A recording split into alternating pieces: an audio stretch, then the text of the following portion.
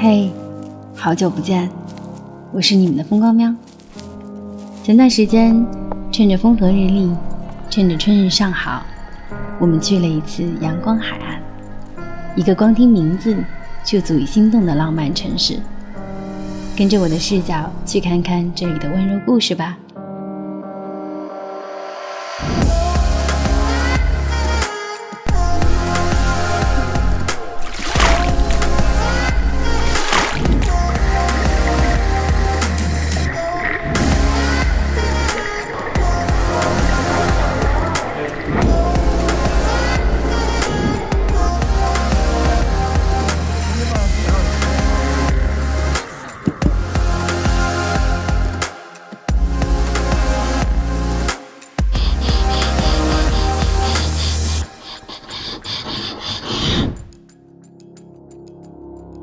这里的每一个细枝末节都透着平静和岁月轻柔的痕迹。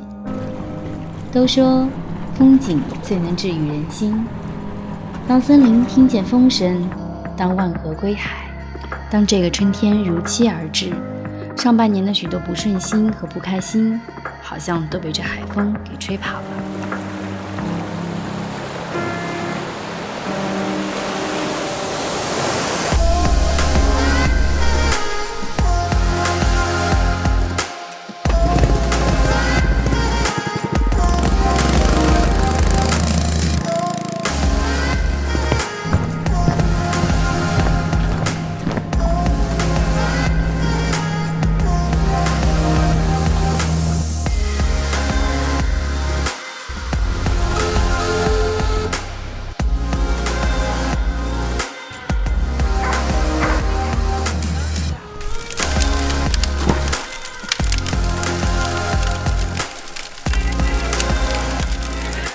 有关阳光海岸的故事，我慢慢说。你准备好了吗？